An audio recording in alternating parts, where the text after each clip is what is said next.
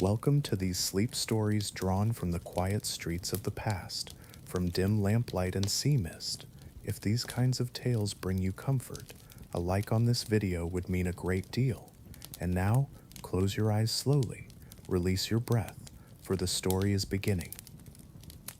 In the last days of October 1887, on the northern coast of England, in the small harbour village of Whitmore Cove, in that uncertain hour when the morning's first pale light had barely reached the surface of the water, the old fisherman, Lemuel Goss, rose from his wooden bed, as he did every morning, and as he always did first, he reached out one finger and drew back the corner of the small window curtain.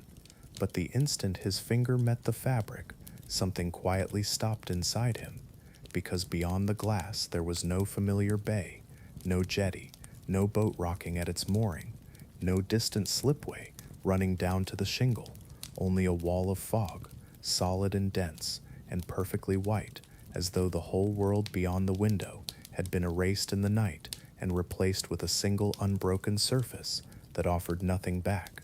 The curtain cloth always felt the same beneath his fingers, old cotton softened by years of washing, the kind that let half the daylight through on ordinary mornings. But this morning, when he drew it aside, no light came with it, for whatever light existed outside had been consumed entirely by the fog, and to look past the glass was to look at a white surface with no depth, no distance, no suggestion of anything behind it. And Lemuel kept his finger on the curtain and waited, as though if he stood there long enough, the fog might shift, and the known silhouette of the bay might gradually reassemble itself out of the white, the line of the water, the dark shapes of the moored boats, the far end of the jetty. It did not shift. The fog was there, and it was entirely there, committed without qualification to being exactly what it was. The fog had not confined itself to the sea. It had filled the streets and moved between the buildings, drifting like gauze before the latticed windows of the houses along the lane, pausing over the stone cobbles, winding itself around the iron legs of the old lamp-post at the corner, and settling over the lower steps of the staircase outside Lemuel's front door, like a layer of pressed wool. There was no wind, and that was the strangest thing, for on the northern coast in this season, a windless morning was almost unheard of. And yet this morning, the air was so perfectly still that nothing moved anywhere within sight. Not a rope, not a leaf, not the distant masts of the boats at their moorings, not the few dry stalks of the late autumn weeds along the base of the wall. The world seemed to have drawn one breath and simply forgotten to release it, and in that held breath, everything had gone motionless and quiet and white. He pressed his forehead against the glass, a habit whose origins he could not have named. He had done it as long as he could remember, leaning these few inches closer as though proximity might clarify what distance obscured, and the cold of it met his skin at once, the accumulated chill of the night concentrated in the pain, spreading slowly from his brow down into his neck and behind his ears. He held it there a moment, his breath fogging a small circle on the inner surface of the glass, and beyond that circle, the fog outside remained entirely indifferent to him, offering the same white nothing it had offered since he first looked. The cold was all the glass had to give him this morning. He straightened, and the circle of breath on the glass shrank and vanished almost immediately. Lemuel Goss was 64 years old, and across the many hundreds of mornings he had stood on this coast, he had learned to read foggy days, the way a man learns to read a particular face, the deep lines on the left side of his own face, and the hardened places on his palms and at the base of each finger were the marks of a man who had never considered the sea a simple employer. The sea had always been something closer to a companion, sometimes angry, sometimes generous, and sometimes, like today, speaking in a register that was closed and muffled and offered no opening. When a fog this thick arrived at this hour, and the sky had taken on that particular flat ash color it sometimes took, Lemuel knew from 40 years of careful attention that it would not lift before midday, and perhaps not by afternoon either. This was the sea's own decision, made without consultation, and it could not be appealed. You did not negotiate with the sea. You did not file an objection.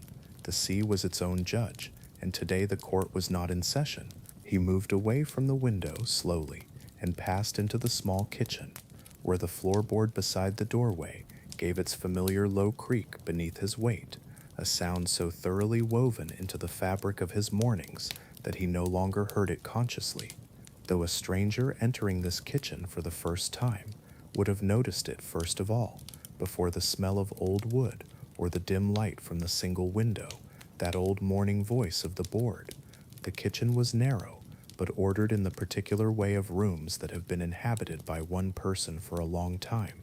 A calendar on the wall, old enough that the month it displayed was no longer the current one, a copper pot on the opposite wall that had come down to him from his grandfather, and on the shelf beside the stove a row of small objects, each from a different year, each the remnant of a different voyage, the broken piece of a miniature lighthouse model, a halved ivory button, a single smooth dark green sea stone, and a small wooden boat that had once been painted red, whose paint had long since worn away to leave only the pale bare grain of the wood underneath, which was in some ways more honest than the paint had ever been. He pulled several lumps of coal from the wooden box beneath the shelf, wiped the back of one hand across his forehead out of old habit, and knelt to open the iron door of the stove. The interior was cold, cold in the particular dense way of things that have sat without heat all night, and that cold passed through his fingertips and into the joints of his knuckles, sharpening the stiffness that lived there in all weathers but was most forthright on mornings like this one. It was the ache of salt water, of hands submerged and wrung and clenched and allowed to freeze and then thawed across decades of open sea. It was not a complaint but a permanent fact, a commentary the body had been delivering for years and would continue to deliver with perfect consistency. When he was young, he had not heard it at all.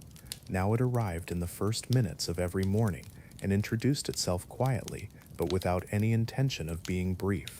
He arranged the coals with care, found the small flint in its usual place at the side of the stove, and after several strikes produced a spark, then a thin tongue of flame that he did not look away from, watching it tremble at first and then find its footing and grow, its color shifting from pale to orange to a settled yellow brightness that occupied the small mouth of the stove with a kind of quiet authority.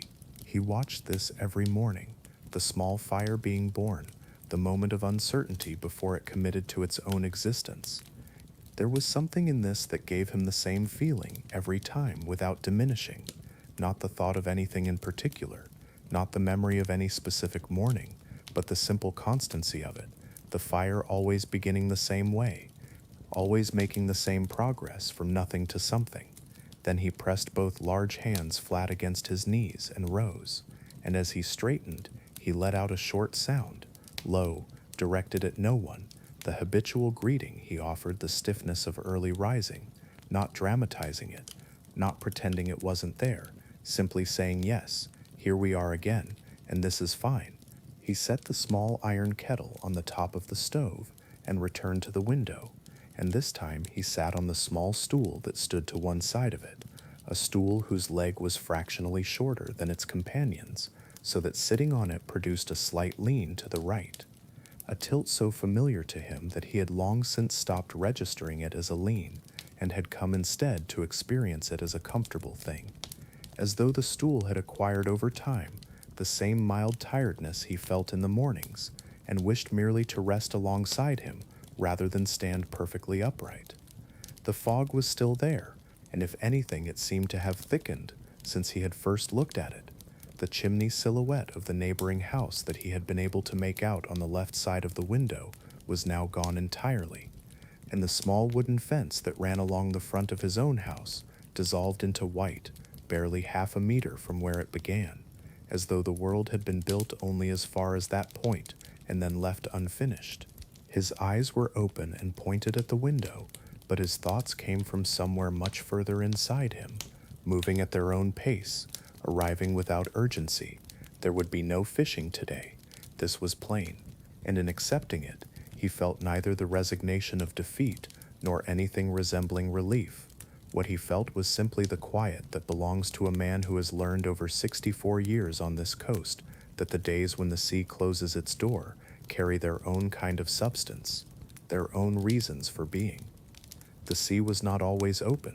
Sometimes it stood at a distance and left you on the other side of it, and this was not your failing, but its own rhythm, as natural and unremarkable as the tide itself. Young Lemuel had not been able to accept this. Young Lemuel had gone to the harbour on mornings like this one, and sat on the edge of the dock in the cold, and waited for the fog to lift, sometimes for hours, growing stiff through, refusing to concede. The Lemuel who had grown old had learned what young Lemuel had been unable to see, that sometimes waiting patiently in the warmth was the most intelligent response available to a man. The kettle began to murmur, not a hiss but a low sustained sound, the voice of water at the very threshold of boiling, announcing itself without yet committing to it. He rose and took the small tin canister from the shelf, and held it for a moment in both hands, the pads of his fingers resting against the cool metal, and slowly warming it, or perhaps being slowly warmed by it. He could not always tell which way that exchange ran.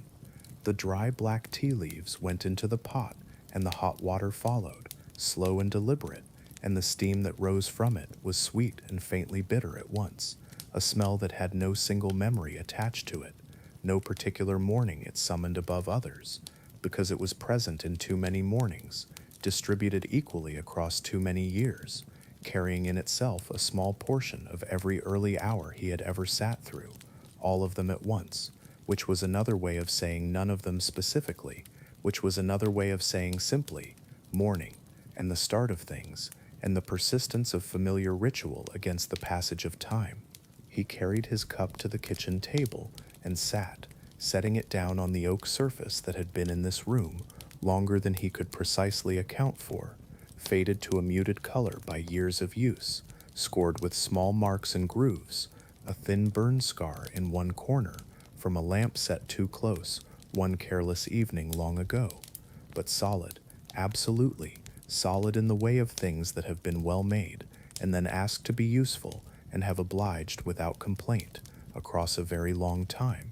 He rested his fingertips on the surface and felt the coolness of it, and beneath the coolness, the deep uneven texture that long use leaves in wood, each groove a meal eaten, each scratch a tool set down carelessly, each stain the ghost of some cup or bottle or bowl long since washed and put away.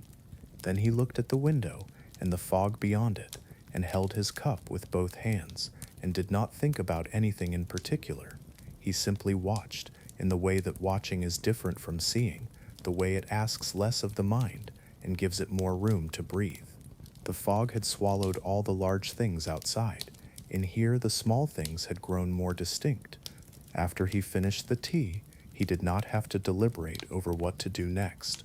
A task had been waiting for some weeks now, and had asked for precisely this kind of morning, a day when the sea removed its invitation and left him with the hours.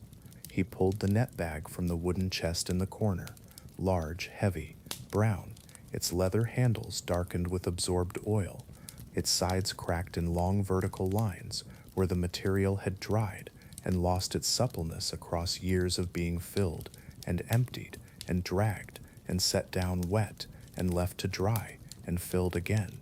He pressed a finger into one of the cracks and felt the stiffness of the leather, layered and hard, the way leather becomes when it has been wet and dried too many times to count, a texture that was the physical record of decades of use.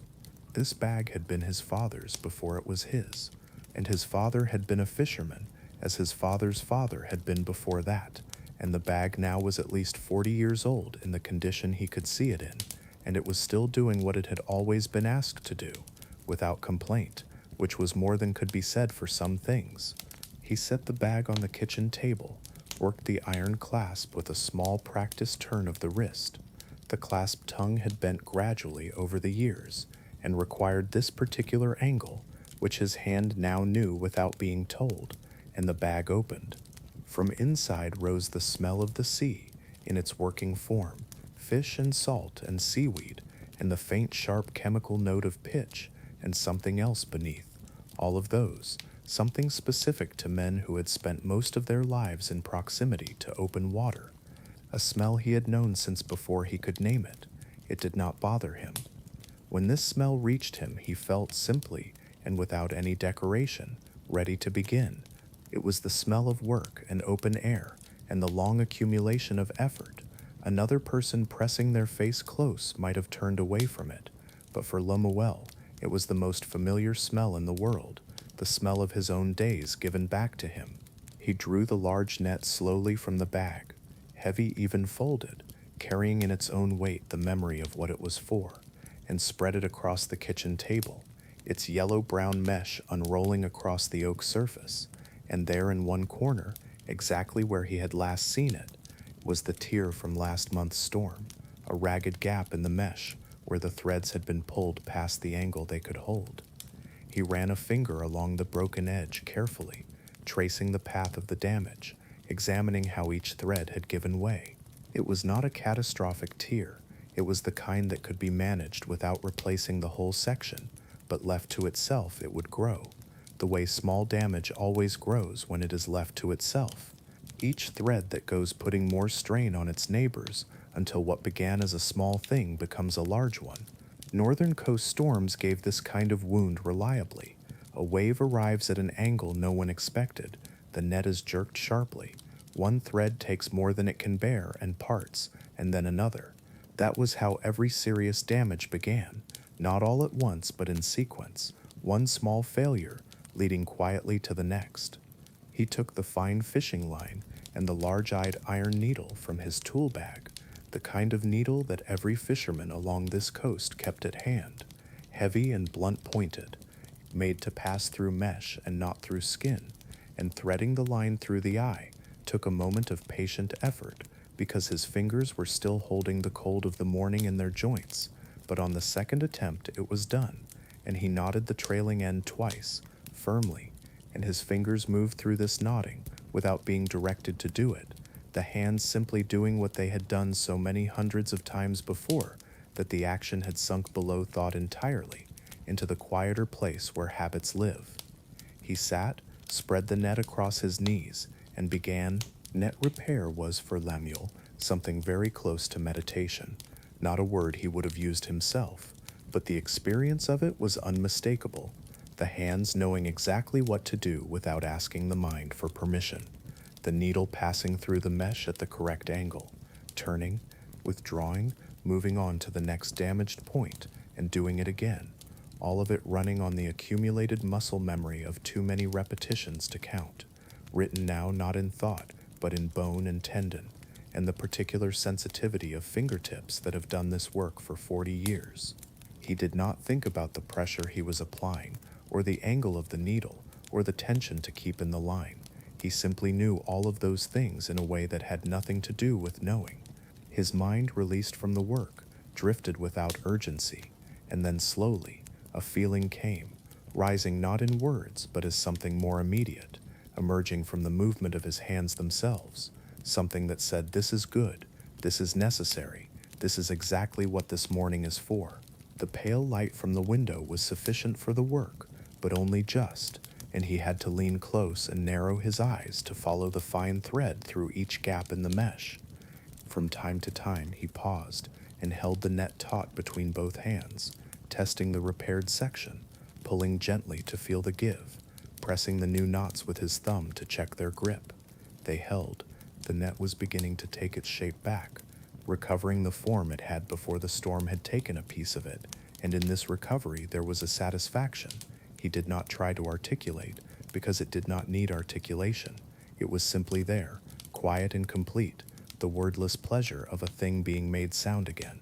Then from outside came a sound he could not immediately place, distant, indeterminate, swallowed almost before it arrived, a boat's hull shifting against its ropes, perhaps, or a door falling closed somewhere up the hill.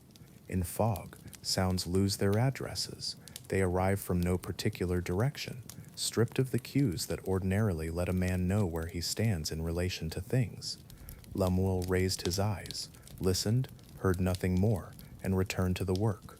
He had repaired roughly half the tier when his hands began to make themselves known again. the old ache in the joints announcing itself as it always did when the air was cold and damp, persistent and precise, like a commentary on the weather that his body had been offering every winter for the past 20 years. He set the needle on the table and brought both hands together and rubbed the palms slowly against each other, pressing the heat back into the knuckles. His fingers cracked as he spread them, as they always did in cold weather, one after another, a sound that once upon a time had faintly troubled him and now was simply part of the morning's lexicon, the body's way of noting the conditions, not complaining about them, merely keeping an accurate record. He sat for a moment with his hands held loosely in his lap, then picked up the needle and went on. He looked toward the window. The fog was holding. He had been alive long enough on this coast to know better than to let himself feel hopeful about northern fogs, which had a particular habit of offering a brief apparent thinning before pulling themselves tighter than before, and which rarely lifted entirely before noon, if at all. He set down the needle and sat back. His body had been still for long enough. He could feel it in the slow pull of the muscles across his lower back, in the slight stiffness of the ankles, in the subtle pressure along the tops of his shoulders. The body was making a reasonable request, and he intended to honor it. He would leave the remaining section of the net for later, walk down to the harbor, and look in on his boat.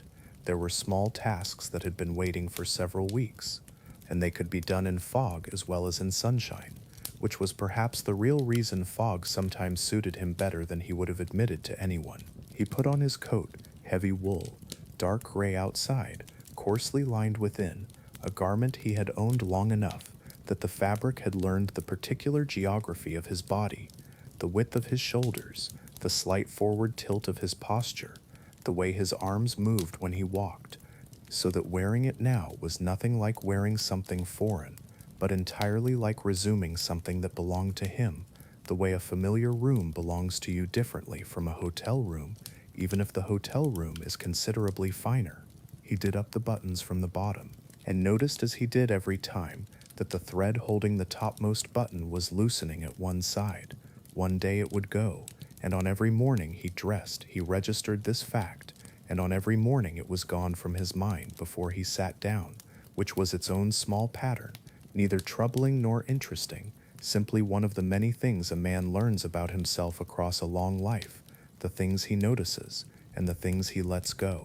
He opened the front door, and the fog came against his face, cold and wet, nearly palpable, as though the air itself had been thickened with moisture and pressed against every exposed surface. He felt the dampness of it against his cheeks and at the corners of his mouth, and tasted the faint salt the sea had sent inland, and breathed in the smell of it, wet stone and sea wrack, and the sharp open cold of outside air, entirely different from the warm enclosed smell of the kitchen, the two smells belonging to different worlds that happened to share a doorway. He walked the stone path with attention, placing each foot with care. The fog had left the surface slick, and he knew these stones, knew what they did when they were wet, and acted on that knowledge, not out of excessive caution, but simply because ignoring what you know is a form of carelessness. And carelessness at 64 on wet cobblestones is another matter entirely from carelessness at 30. The street was empty. Normally at this hour there would be movement somewhere along it, perhaps Aldous Fenwick coming out of his house, or Winifred Hartscroft unlatching the shutters on her fish stall, some sign of the town attending to its business. But this morning the fog had persuaded everyone to remain inside, and the street belonged entirely to itself. Lemuel walked alone through it, and the solitude did not settle on him as a weight, but as a kind of covering. There was a particular comfort in being the only person moving through a fog-narrowed world, in having the large complicated world temporarily reduced to this one lane, and these cobblestones and the measured sound of his own steps. Everything else, every noise, every obligation, every complication, left on the other side of the white curtain that had been drawn across things, at least for this hour, at least for as far as he could see. The road to the jetty ran through 3 streets, and Lemuel had walked it so many times that it lived in his body more than in his mind. But today the fog had done something strange and interesting to the familiar route. It had made it new, or at least made it strange. The known places rearranged by the obscuring of their usual markers, so that each one required a moment of re-identification. The iron plate in front of the bakery seemed to have shifted, but no, it was only the shadow of it falling differently in the fog. The large chestnut tree at the corner had been reduced to a silhouette, its lower branches dissolved entirely, its trunk barely present, and Lemuel put out one hand and pressed his palm against the bark, cold and rough and completely real, the ridges pressing against his skin, the solidity of it answering a question his eyes had not known how to ask. The eye was uncertain in this weather. The hand was not. The tree was here, exactly where it had always been. The road that dropped to the harbor was narrow and paved with larger cobblestones than those above, their edges furred with moss that had caught the morning's moisture and held it, and Lemuel slowed here beyond his usual pace, putting his right hand on the wooden railing that ran along one side and allowing it to take some of his weight as he descended. The railing's wood had swollen with the damp and felt soft under his palm, and where the paint had lifted from the surface in long curved blisters, his fingertips followed the raised edges of them as he moved, the way a reader follows a line of print, tracing something, reading something, though what he was reading from the bubbled paint he could not have said. He had noticed those blisters last summer and had intended to sand them back and repaint the rail before the autumn came. The autumn had come and gone in its early weeks, and the rail remained as he had left it, which was simply the way of certain tasks, noticed, recorded, deferred, waiting patiently for the day that was not today. He heard the harbor before it came into view, the soft rhythmic knocking of water against the wooden pilings, the occasional low groan of a rope under tension, and from further along the waterfront, the brief cough and stutter of a boat engine that started and died almost immediately. Leaving the morning quieter by contrast than it had been before, the sound came. Lemuel stopped at the top of the ramp and looked out. In the fog, the boats were shapes only, stripped of their colors and their particulars, reduced to dark masses resting in white, as though the real world had been held behind a screen of frosted glass, and only the barest outlines of things were allowed through. He found his own boat among the three silhouettes at the far berth, not by anything as obvious as its color, but by the slight rightward lean of its mast, a lean that had been present since his grandfather's time, put there by the boatwright who built the mast, and never quite resolved, surviving every storm and every season without correcting itself, as permanent and unremarkable as a family resemblance, and seeing that lean now in the fog, exactly as he had always known it. Something small and warm moved through him at once. Recognition, the particular warmth of the familiar returned. He walked out along the jetty toward the boat, each board yielding its familiar slight flex and creak as he stepped onto it. That sound he had known for years and years, but today in the fog the sound behaved differently. It was broader somehow, as though the fog were catching it and returning it amplified, the boards speaking louder than usual into the white air, or perhaps simply more audibly because every other sound had been muffled, and this one alone was left its full volume. To his left, the sea smell was stronger than on the street above, the full composite of it, salt and fish and oil, and the frank smell of wet rope and waterlogged timber, and he drew a slow, deliberate breath and filled himself with it, as though refueling, as though this particular combination of smells was a substance his body required and had been waiting for all morning. When he reached his boat, he circled it slowly, with one hand resting on the hull, examining the paint, the cleats, the rope connections, the general condition. Everything was in order. In one corner of the deck, a small collection of autumn leaves had been deposited by the previous night's air movement, orange and brown, and a faded pale purple, and he bent and gathered them in his palms, dry and light, held them a moment, from the side of the deck into the water below, where they floated briefly, visible against the dark water, and then the fog covered them.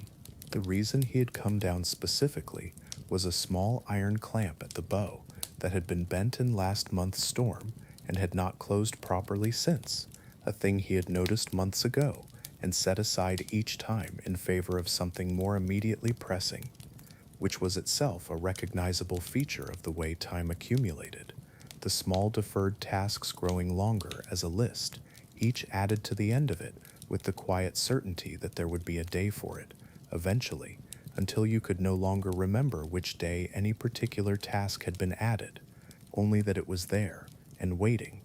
He took the small iron hammer from the tool chest in the forward compartment, reaching in through the hatch into the damp and dark of it, and finding the tool by feel alone, his fingers moving across the cold wood of the chest bottom until they found the handle. He straightened, set the clamp against the solid part of the bow fitting, and struck, not hard, not hurried, each blow considered and deliberate, take the sound moving out through the fog and down the length of the jetty, and then losing itself somewhere in the white, each report smaller and more distant until silence returned. He had just struck again when he heard footsteps on the boards behind him, and a few seconds later, a large figure in a heavy coat resolved itself gradually from the fog.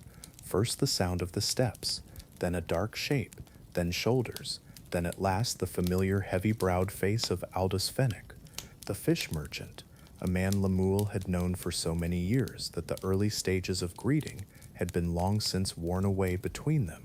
They no longer needed the usual conventions, because two men who have talked enough across enough years eventually reach a point where the face does the first part of the work without any words being asked of it. Fenwick was perhaps 5 years younger than Lemuel, broad across the chest, thick-mustached, and bare-headed as he always was regardless of the weather. He had never worn a hat in any season that anyone in Whitmore Cove could recall, had never explained this, and had been left to keep his particular stubbornness without comment, because enough time had passed that asking would have felt like a remark on something that had long since settled into simply being the way he was. Fenwick came alongside the hull and looked at the boat, then at the fog above it, then at the sky beyond the fog. That sequence Lemuel knew as well as he knew the man's face, close to middle to far, the order in which Fenwick always arranged his thinking. Heard a hammer, said Fenwick. Came to see whose, mine, said Lemuel, and struck once more. Fenwick nodded at the fog. Won't lift before noon. My thought as well, said Lemuel. Fenwick seemed about to add something, and then chose not to, and Lemuel made no move to fill the space he left. The two old men stood together at the boat's side, one watching the hull, one watching the fog, and the silence between them was not the silence of things left unsaid, but the settled silence of men who have said so much over so many years, that standing together in the same white morning is itself a form of communication, one they had both learned without being taught. After a time, Fenwick raised his hand toward his head, the habitual beginning of a gesture that required a hat brim to complete, caught the absence and lowered his hand again without embarrassment, with simply the calm acknowledgement of a small discrepancy between habit and fact. Tomorrow will be clearer, he said finally. It will, said Lemuel, and Fenwick turned and walked back the way he had come, and the fog absorbed him by degrees, first his form blurred, then his outline softened, then he was gone, and Lemuel watched until there was nothing left to watch, and then stood for a moment in the quiet that remained, which felt neither emptier nor lonelier than the quiet before Fenwick had arrived. Everyone was where they were. The clamp was straighter now. He pressed it closed, and it caught, held, the mechanism functioning as it was intended to function. There was no one there to see it, and no occasion on which he would describe it to anyone.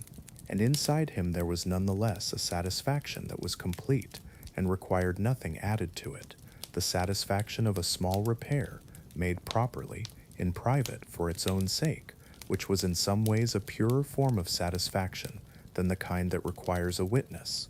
He returned the hammer to the chest, closed the hatch, and walked the deck slowly, looking into each corner.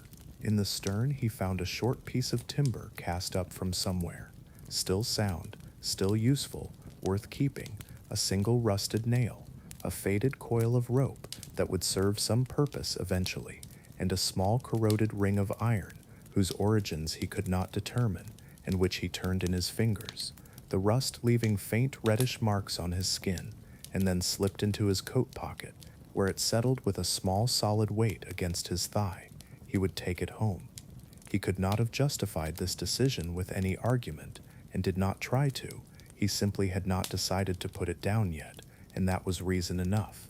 There was an old piece of rag on the deck near the stern, brought by wind or water, impossible to say whose it had once been, or how long it had been traveling, and Lemuel used it to wipe down the planking, running it across each board in turn, clearing the salt moisture that had collected there overnight. The cloth came away damp in each pass. He worked over every section of the deck with the same unhurried attention, and where he found a small crack in the planking, he pressed a fingertip into it and gauged its depth. Shallow, the wood still sound. This year had been good to the boats along this coast. The autumn had come late, and the early rain had been light, and these were small mercies that fishermen noted and were grateful for without making a speech of it. He folded the rag and set it at the edge of the deck. The fog shifted once, somewhere above and to the north, not opening but stirring, a brief agitation in the white, as though something had disturbed it from the other side, and then thought better of the disturbance, and then settled again.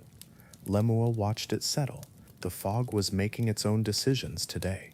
That was all right. He walked back along the jetty, the boards sounding as before, and took the sloped road upward with his hand again on the railing, and where his palm had pressed the wood on the way down, the surface now held the same warmth as his skin, as though in the time he had been aboard the boat, the railing had learned something about him and retained it. From the direction of the town center came the steady rhythm of a horse and cart moving over cobblestones, the sound arriving through the fog, with that particular quality that fog gives to sounds, making them seem both nearer and more remote than their true distance, as though they were happening in two places at once, and then the sound passed and faded, and the street settled back into its fog-wrapped quiet. He passed Winifred Hartscroft's fish stall. The shutters were still down, as expected on a morning like this one, with no buyers on the streets to justify opening.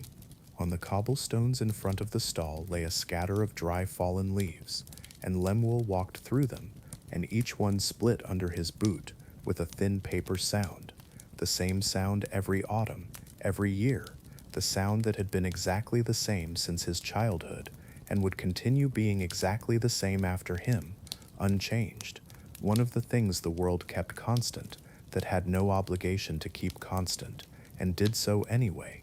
At his own door he stopped before opening it, and turned and looked back at the street and the town beyond it, dissolved in fog. The rooftops were visible, and the chimney stacks faint, and at a greater distance the spire of the church reduced to a pale gray needle against the white, everything still in its place, every building and alley and corner accounted for, only their edges softened and their colors drained, all of it present but retreated, like a drawing held under water.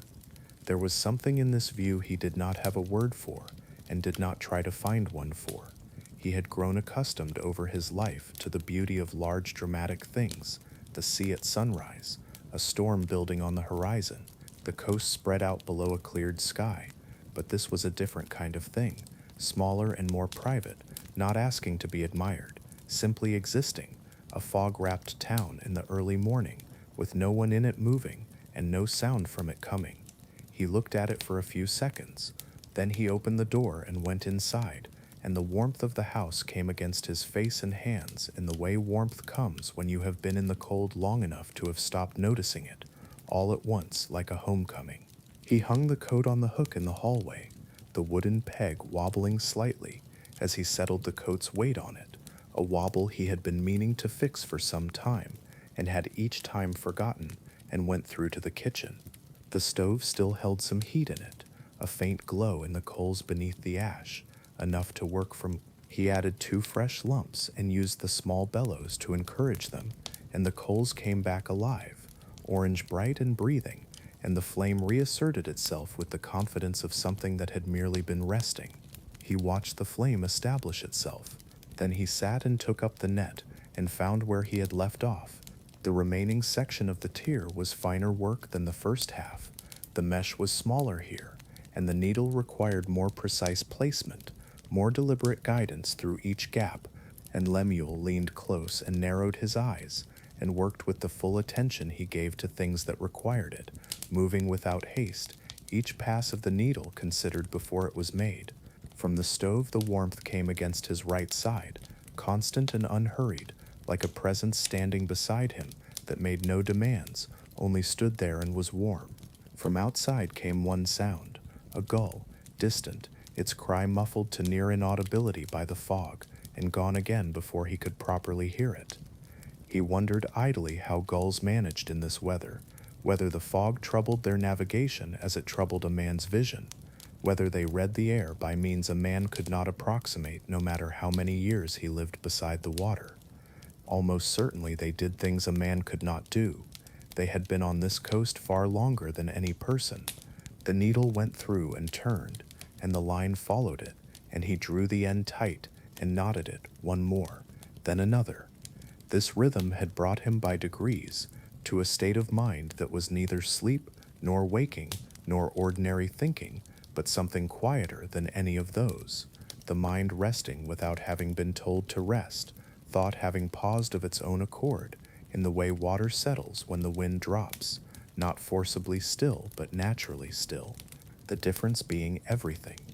It was in this state that he worked best, and thought least, and felt most completely.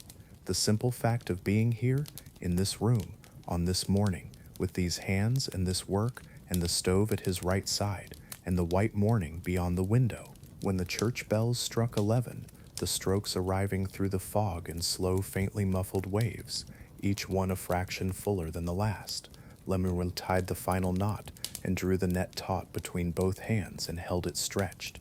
The tier was gone, in its place a repaired section that was neither new-looking nor perfect, but solid and workable, the kind of repair that would hold through a season's use without drama, which was all a repair was ever asked to be. He folded the net onto the table and rubbed his hands together on the surface of the oak, the knuckles cracking once, twice, a little louder than usual in the damp air, and he noted this without concern, the body keeping its record, as it always did, accurately and without embellishment. He considered what the morning had been, the net across his knees, the walk through the empty fog-wrapped streets, the hand laid against the chestnut tree's bark, the clamp closed and functional, the few words with Fenwick, the autumn leaves given to the water, a morning on which nothing exceptional had occurred. The small things, taken together, made the sum that a day requires. Near midday, a knock came at the door. 2 knocks, measured and firm, not tentative but not demanding either, the kind of knock that announces a person who knows they are welcome, but has not assumed the welcome. Lemuel set down his cup and went to the door and opened it, and on the step stood Winifred Hartscroft in her dark wool cloak, its hem carrying the gray of the morning's fog. She was 55 or thereabouts, he was not certain of the number, with a face that long familiarity had made not merely recognizable, but genuinely comforting, the way certain faces become over time, when they belong to people who have shared the same streets and the same seasons with you across many years. Not the beauty of an unknown face, but the particular worn quality of shared time, of reliability, of still being here. She was carrying a large covered basket, and from beneath the cloth came a warmth he could feel from where he stood. "I didn't open the stall today," she said, as though this required a brief accounting, "but my grandmother's potato soup, I made rather a lot of it. There's more than I need. Would you like some?" Lemuel looked at the basket. A thin curl of steam was escaping from beneath the cloth, carrying with it the mingled smell of potato and onion, and something beneath those, a dried herb, bay perhaps, or thyme. He couldn't quite resolve it from the doorway. "Thank you," he said. She held the basket out, and he took it, heavier than he had expected, a substantial bowl inside. "The bowl needn't come back," she said. "It's an old one I don't use." Her voice was level and direct, not cold but without ornament, giving information the way a person gives information when goodwill between them is simply assumed and does not need to be demonstrated. "I'll return it regardless," said Lemuel. She tilted her head the smallest amount, acknowledgement, or acceptance, or the quiet gesture of a woman who knows that a man who says he will return something will return it, and she turned and walked back toward the street, and her cloak moved around the corner of the building and out of sight, and Lemuel stood in the open doorway for a few seconds after she was gone, until the last motion of the dark fabric had dissolved into the white of the fog. He brought the basket to the kitchen table and lifted the cloth, a large porcelain bowl, deep and wide, filled to within an inch of its rim with soup, the color of old amber, still hot enough that the steam rose from the surface in slow, unhurried spirals, curling as it went, as though it had no particular destination in mind, and was in no hurry to reach wherever that was. He stood looking at it for a moment.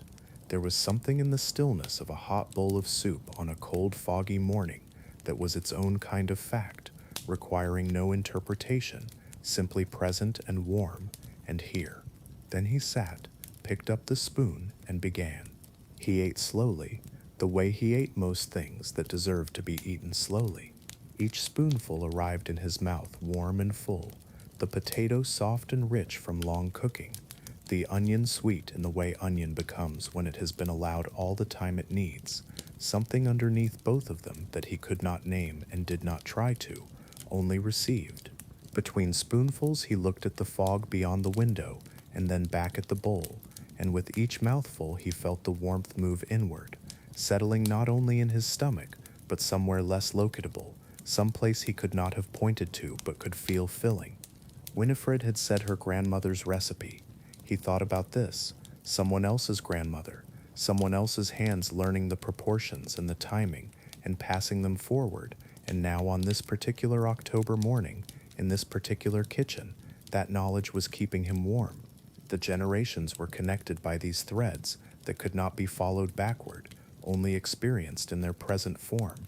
His own mother's recipes were somewhere in the world too, perhaps, moving through other kitchens, other hands. There was no way to track such things.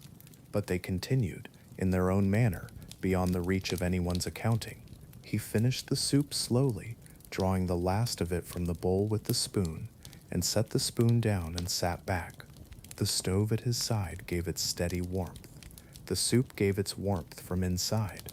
Outside was cold and white and silent. Inside, these two sources of warmth had arranged themselves around him in a perfect balance, neither excessive nor insufficient, exactly as much as was needed, and no more. And Lemuel sat in the middle of this balance for a time without doing anything, without attempting to make anything of the moment or understand it or hold it, simply sitting, simply there, which was its own kind of sufficiency. When the church bells counted 12, the fog was unchanged. If anything, the light had grown flatter, the pale suggestion of the sun further away, as though it had been retreating across the morning and was now sending its messages from a very great distance. I exist, but I cannot reach you today. Lemuel watched this without irritation. One more possibility for the day had quietly closed, and he felt no impulse to contest it. He went to the shelf and took down one of the books that lived there, old, with corners worn round and page edges yellowed, a small collection of sea stories that he had read at least twice through and would read again now, because reading a familiar book and reading a new one were different acts entirely. A new book was a voyage into territory you had not mapped. An old book was a return, the pleasure being not discovery, but recognition, the way you notice on a second walk through a room things you had not registered on the first. He opened it at random and found himself at a story about a small island off the northern coast of Scotland, remote and winter dark, and he began to read slowly, setting the book down now and then to look at the fog-gray window and then returning to the page. It was the thought of the box arriving not as an intention, but as an impulse already half completed, that brought him to the shelf. He found himself standing before it without any clear memory of deciding to rise. The book set down somewhere behind him.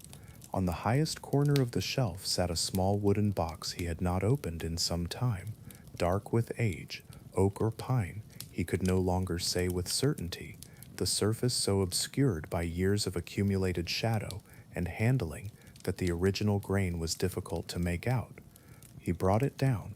It was lighter than its presence suggested, and in that lightness there was the particular kind of question that only closed things carry, the uncertainty of what is inside, which is not quite the same as ignorance, because you know what is in there, but in some way, each time you open it again, the knowledge has to be reconfirmed.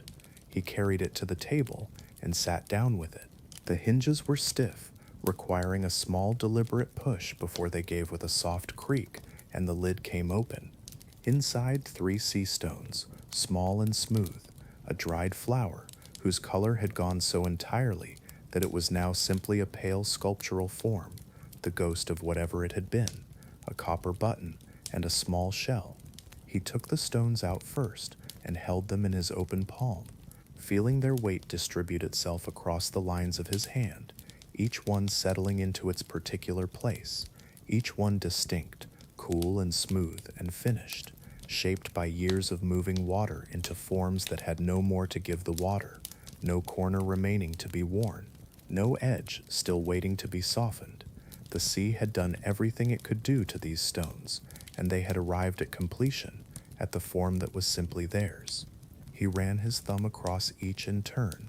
He could not precisely remember why he had kept them, because they were beautiful, because of the day or the place they had been found, because putting them down had not felt like the right thing to do.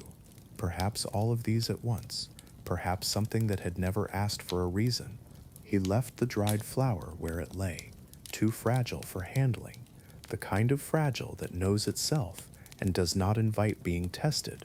The copper button he turned in his fingers, once polished, now dull with time, but still carrying its weight, and beneath his fingertip, the faint trace of its original pattern, the design pressed into it, when it was new, still readable if you knew to look for it. Which coat it had come from he could not remember, some garment long since worn to nothing, or given away, or disposed of in the manner of things that have served their time. The shell he held up toward the gray window. Inside it, the iridescence was still there, quiet and intact, a pale shimmer between pink and gold that had survived the years in the dark of the box, with the patience of something that does not require light in order to remain itself. He set it back carefully. He touched the letter, folded paper, yellowed, its edges brittle in the way paper becomes when it has been folded and unfolded too many times, and then left alone, and did not open it. He knew what it was, and knew that today was not its day, that there are things which require not just the right occasion, but a particular quality of readiness that either is or is not present, and today it was not. He closed the lid.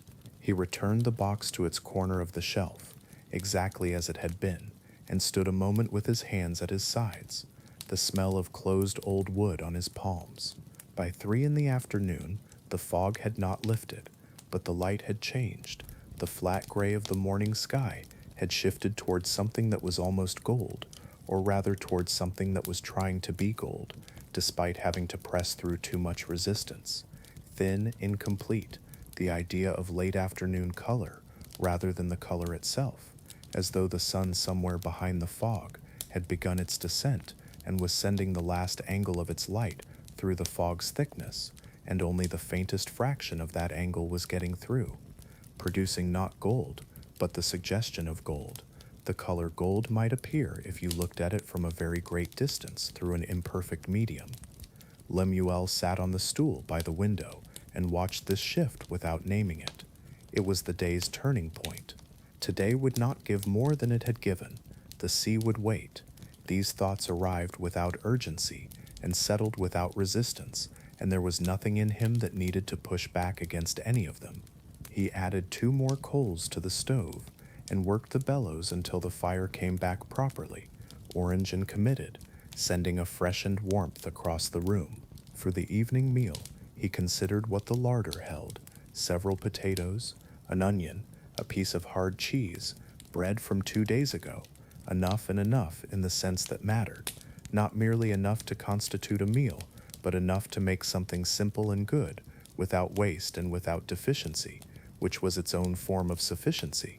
He put the potatoes in the clay pot with the halved onion, and a measure of salt and water, set the lid on, and moved the pot to the low side of the stove, the slower side, where the heat was gentler, where things cooked at the pace they needed and arrived at their best by taking the time they were given. His mother had always cooked this way. She had never explained it as a method. She had simply done it, and he had stood in this kitchen and watched until the method was inside him too.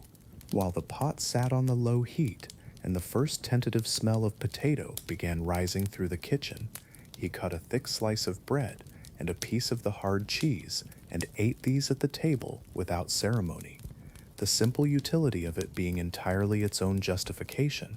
The lamp needed lighting. The afternoon was retreating faster than it would in another season, and by 4:30 the window had become a gray rectangle that offered nothing useful. He checked the oil in the lamp. He had seen to it himself the previous week, trimmed the wick slightly, and struck a match. The first match failed to catch, and he set it aside. The second held, and the flame took the wick and spread across it, and the room altered around him. The last gray light of the afternoon drew back as the lamp's warm orange-yellow came forward, and the shadows in the corners deepened, but did not become threatening. They became the kind of shadows a room should have when the day is done and the evening has begun, and there is nowhere particular to be, and no need to be anywhere else. She was present in the kitchen with him now, not literally, not in any way that required believing in things that could not be explained, but in the manner the dead are present in the places that were also their places, through the objects they left, and the habits they passed on, and the methods that now lived in other hands. The pot was hers, the low-side cooking was hers. The sound of a knife on a board had once also been accompanied by a song, half-murmured, words not always clear, rhythm always steady. This thought came and occupied a moment, and then did not ask for more than a moment. It was not a grief that pressed, not the sharp version that had once been necessary and had taken years to soften, but the settled older version that rests on the shoulder with a weight you have learned to carry without noticing the carrying. Comfortable in the way only very familiar things can be comfortable, even if what they are is an absence. His mother had stood at this stove. He stood here now. The pot was the same pot. He was not the same person who had stood here as a child watching her, but the continuity between that person and this one was unbroken, and the pot connected them both to her, and she to whatever had come before her, which was beyond his knowledge but not beyond his awareness.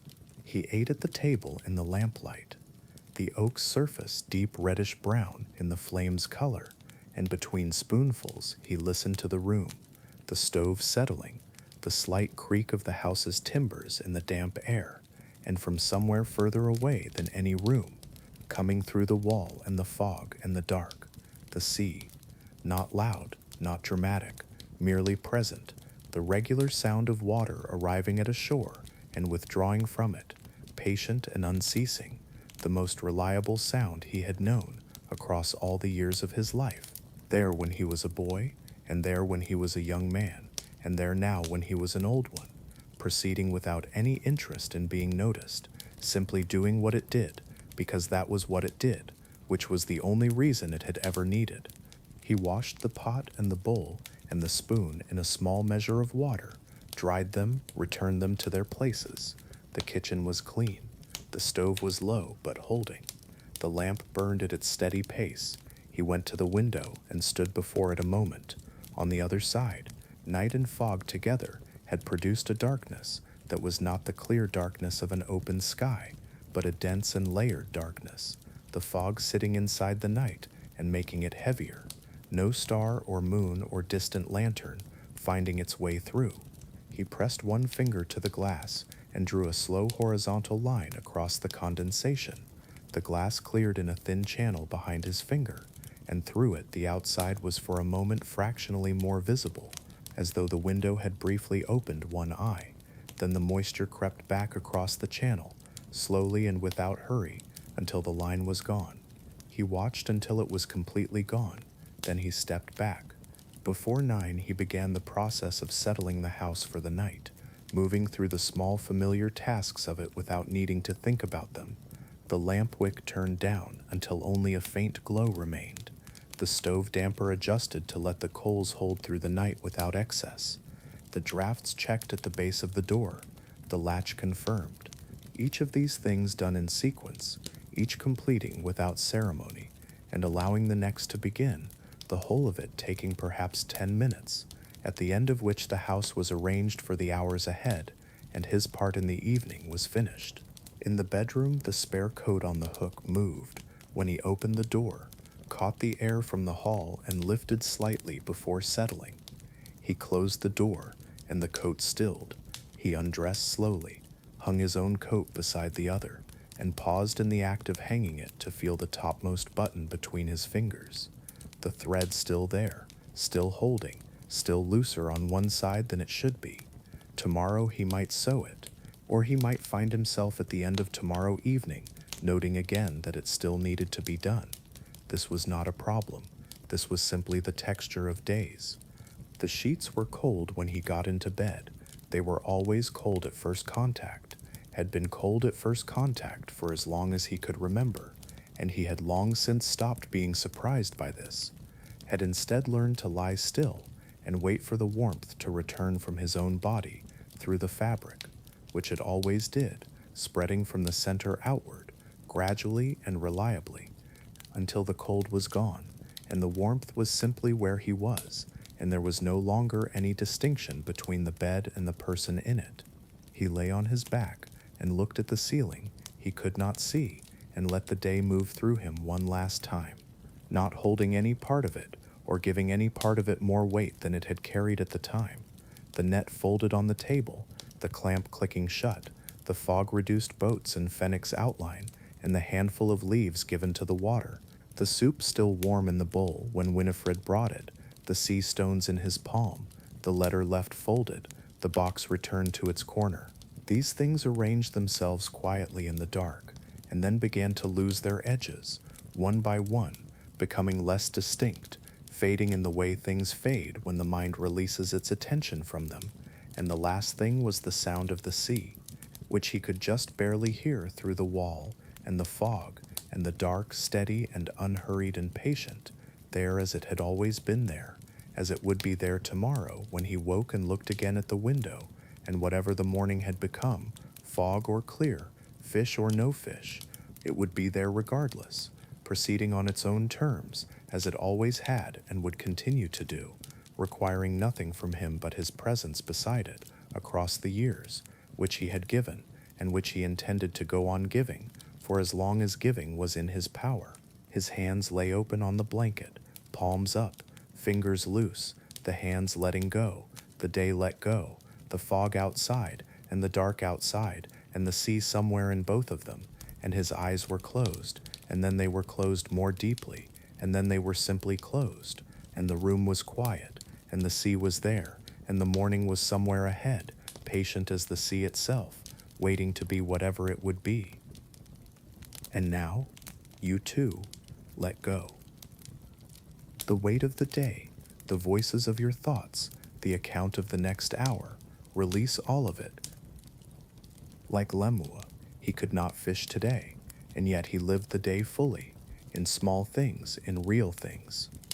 You have lived this evening fully too, and now it is complete. If your eyes are closed, let them stay closed. Slow your breathing in and out, slowly, once more. Your body is heavy, and that heaviness is the sign that rest has already begun. If something is still turning in your mind, let it turn. You do not need to carry it, only watch it, and let it pass. Like the fog, it passes. Sleep now, deep and quiet. Good night.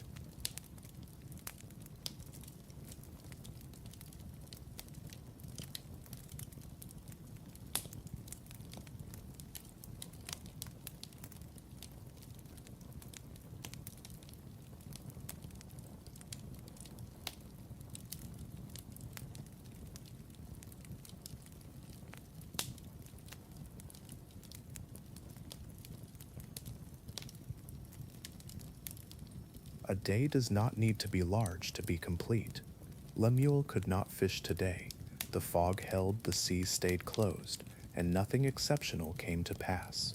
And yet the net was repaired. The clamp was made straight. The tree was confirmed with a hand. A bowl of soup arrived warm from someone else's grandmother's recipe. 3 sea stones were held in an open palm. A letter was left folded, not out of avoidance, but out of the quiet knowledge that some things deserve a readier day. None of these were great events. None of them asked to be, and together they made a day that held, that carried, that was enough, because the truth Lemuel had taken 40 years to learn is the same truth that is available to all of us on any ordinary morning, that a life is not made of its largest moments, but of its smallest ones received with full attention. The fog outside changes nothing. The sea is still there, and so are you. And now the day is behind you too. Whatever it held, whatever was finished, and whatever was left for another time, it has passed, and it is whole, exactly as it was. Your body knows this already. It has been carrying the day for you all this time, and now it is ready to set it down. So let it. Close your eyes if they are not already closed. Feel the weight of the blanket, the stillness of the room, the quiet that has settled around you like fog around a harbor town at night, enclosing soft, complete. Breathe in slowly and out. The sea is somewhere out there. Patient as it has always been, doing what it has always done. Arriving and withdrawing, with no need for your attention and no requirement that you stay awake to witness it. It will be there in the morning, and so will you.